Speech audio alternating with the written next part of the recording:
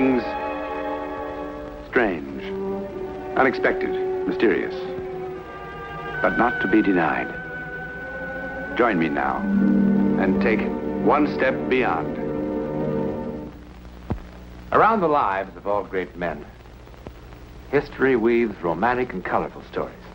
Many are based on fact, and some are pure imagination. There are many wonderful stories told about the man who, for one terrible and momentous winter, occupied this house. But none is so little known or awe-inspiring as the events that took place here one evening. Our very existence, as well as our future, is largely dependent on that remarkable night of decision. Sure, Gypsy. We'll all die sooner or later. But what about those supply wagons from Easton? Do they bring in good salt pork to fill our bellies? Yes. Fresh clothes to put on our backs?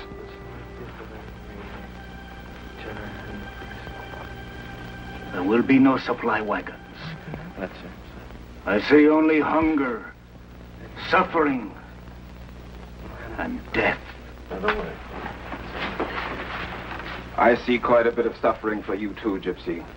We were told to stay out of camp. You and your rag-tailed friends with your tales of doom. Be careful, boys. Careful!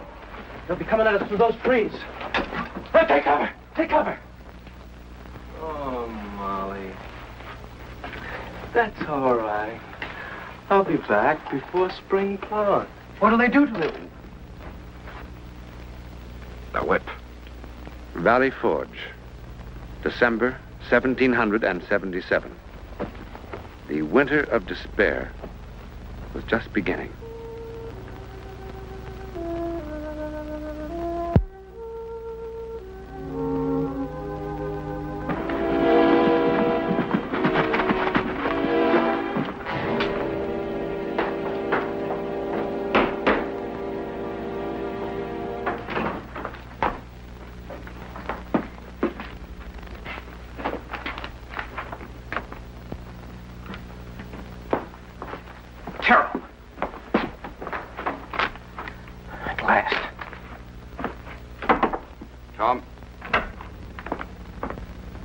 Just returned from Easton, sir.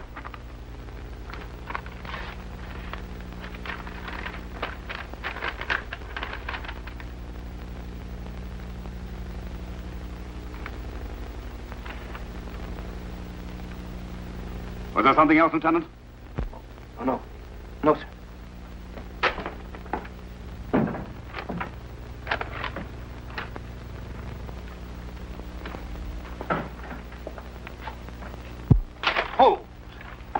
Expect us to go on fighting without food and supplies? That is precisely the point, Colonel. I believe those supply wagons were deliberately canceled. Supplies are ample, but a large element in the Continental Congress would like us to give up.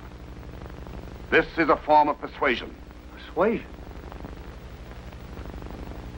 The British are tired of this war, too. Congress has been contacted by agents of the British with an offer that grants every one of our demands. Everything except independence. And is Congress ready to settle for that? A good many gentlemen in the Congress are. In the face of it, sir, why do you go on? Are you ready to give up, Colonel?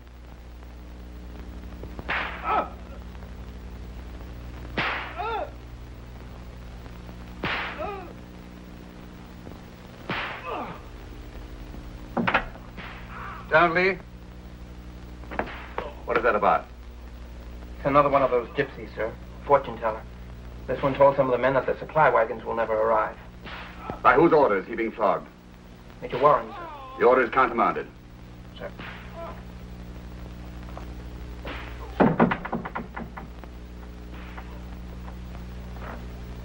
Certainly you don't put any credence in that sort of thing, Danforth. Well, no, sir, but... He could have learned about those wagons in 100 different ways. General, this group that wants to quit, just how important are they in Congress? Very important.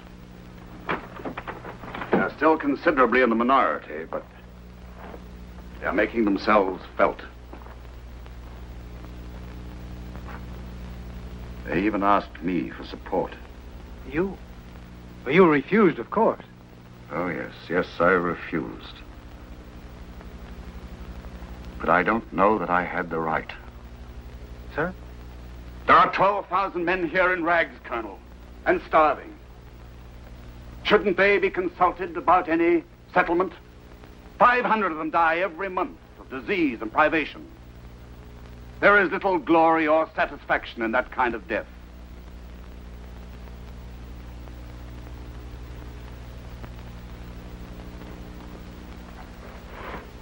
But then, of course, there are the dead.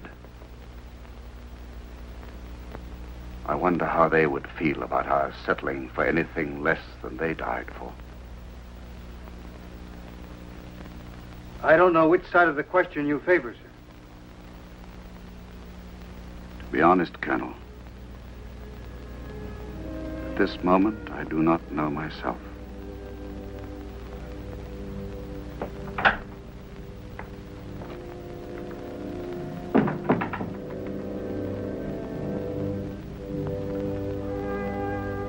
I do not know myself.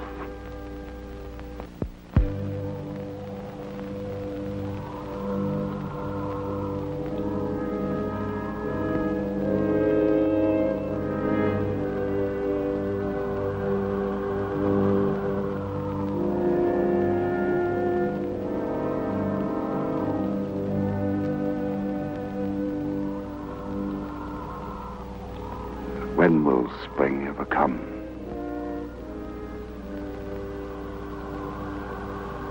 Oh, God,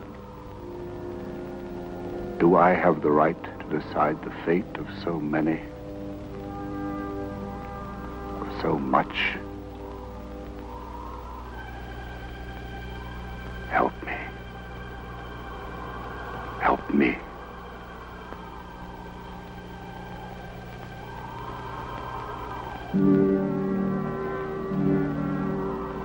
Your God has come to your aid before. He will again.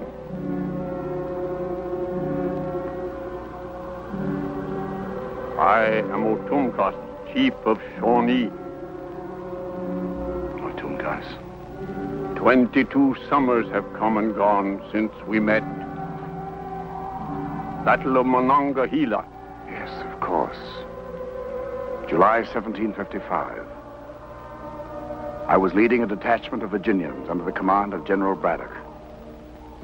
Redcoats stood tall in sunlight like field of dry corn waiting for harvest night. Yes, it was a slaughter. We lost half the entire British colonial army that day. All British officers in field fell, dead or wounded, all but you, Washington. Yes, I remember well. Otunkas fired at Washington again and again. 15 bullets at the heart. Not one found its mark. It has caused Otunkas much wonder. I was very fortunate that day. Not fortune. The Great Spirit protected Washington that day for good and great purpose. I wish I could believe that. Believe it.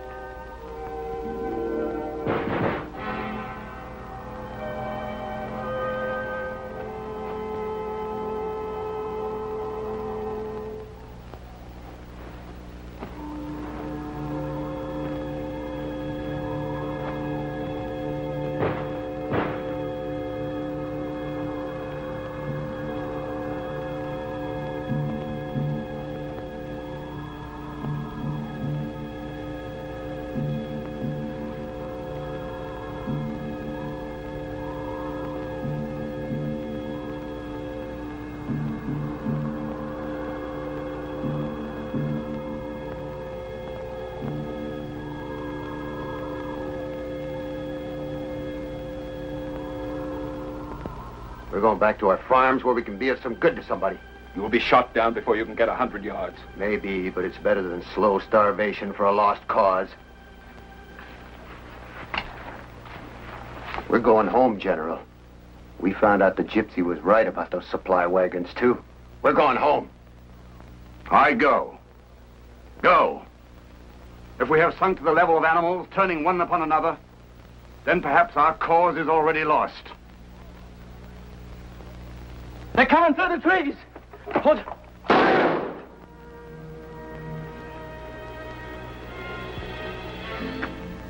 Papa, I meant to get to the chickens soon, only Jason hurt his knee up by the creek in the south pasture. I'll get to it sooner tomorrow.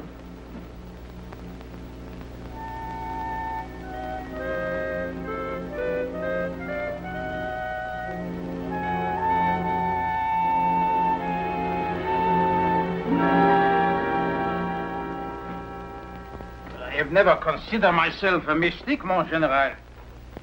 But I can find no ready explanation for what impressed that Indian so profoundly. What he said about that battle was all the truth, was it not? Oh, my dear Lafayette, he must have been just a creation in my own troubled mind. He must have been. There were no footprints in the snow. And Otumkas is supposed to have died in his own village 2 years ago. And what if he did? What if he did? That bullet hole in your cloak would be proof of his belief in your invulnerability. His belief? A man dead 2 years? We're talking nonsense. An hallucination caused by remembering an impressive day in my youth.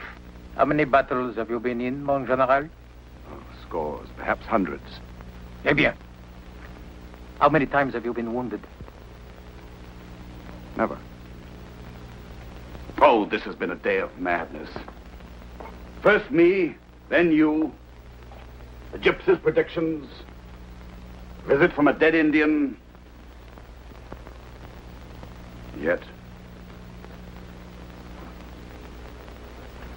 And yet, I can remember very well the words I wrote in a letter to my brother after that battle.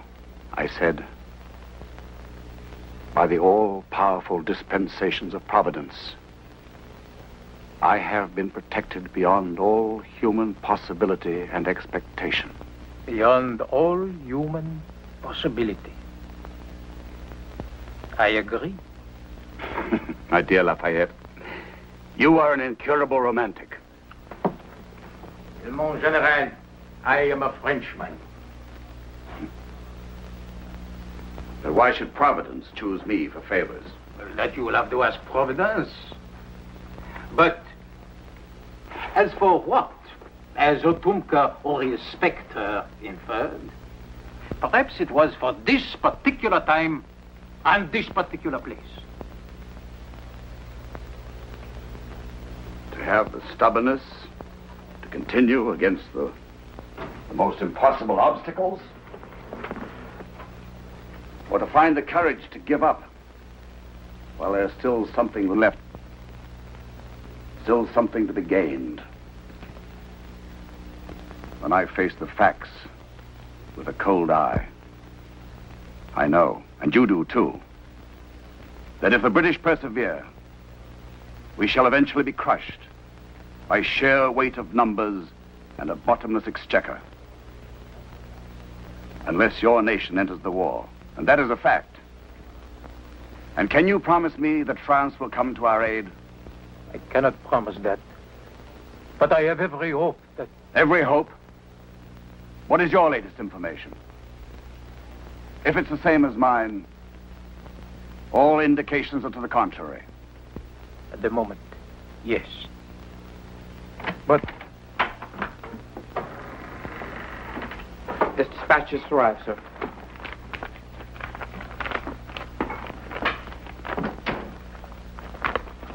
What is it, mon general?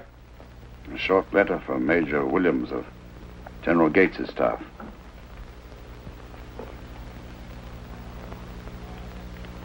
As a friend and admirer, I feel it my duty to report that a letter to General Gates from General Conway contained the following paragraph.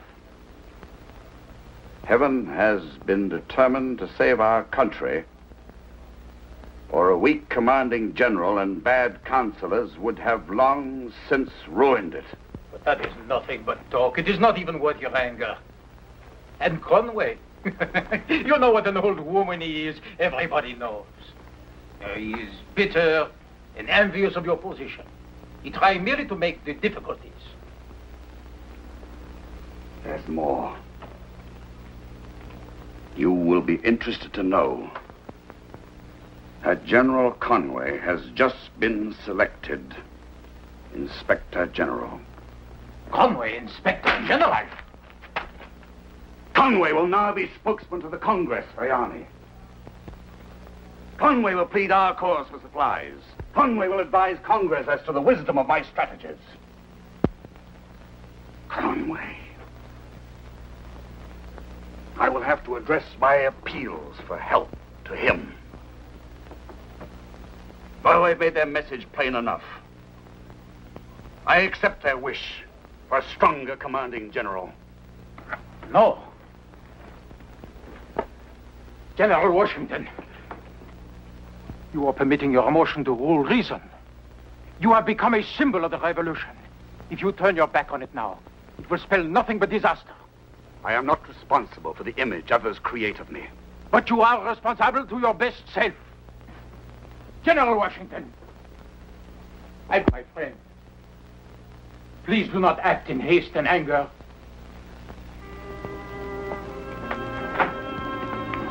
Lee? Sir? Every officer on my staff is to be here for an urgent meeting at 9 sharp. Yes.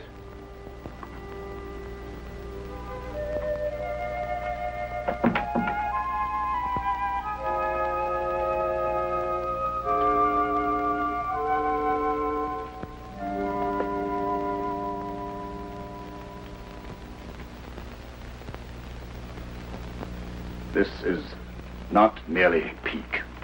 No. I think you are very tired.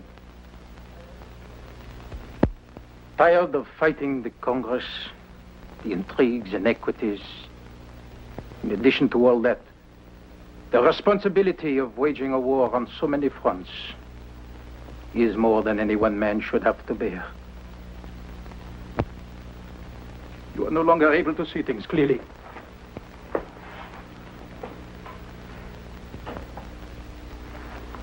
General Washington, I regret this more than I can say, but I realize that once you have made a decision, it is hopeless to try and dissuade you.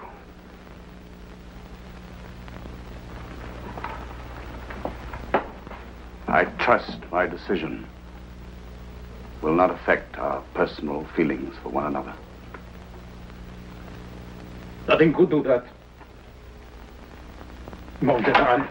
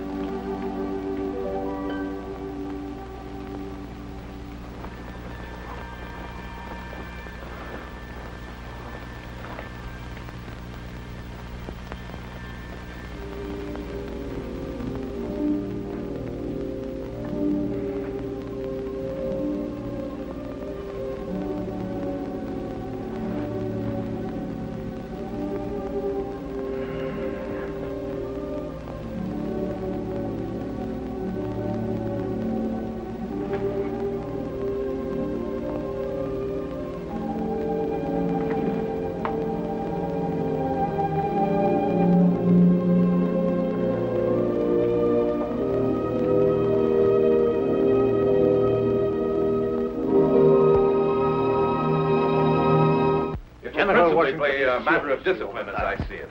Thousands of men wanted to desert weeks ago. Anyway, I can't say I blame the old fox for quitting. If I were the richest man in the colonies and had a beautiful farm where I could take Good evening, my... gentlemen.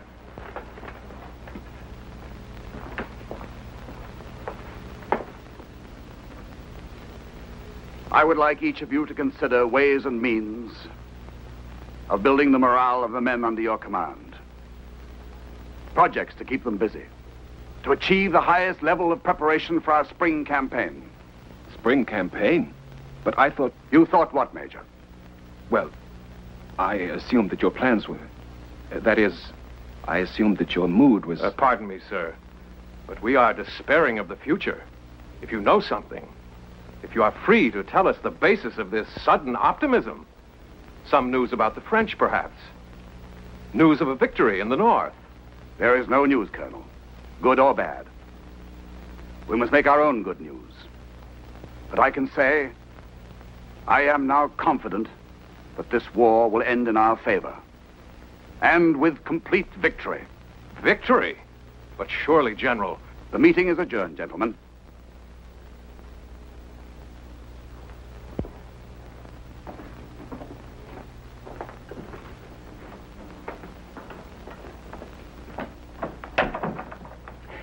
I tell you why,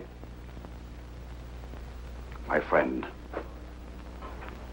you know that I am as hard-headed and practical a man as you have ever known. But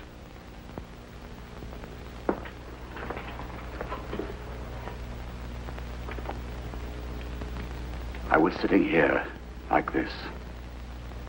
I put back my head and closed my eyes. But it wasn't just a dream. Because when I opened them, it was still there. I saw our nation victorious. I saw it grow in size and power to become the major force for good on this earth. I saw it.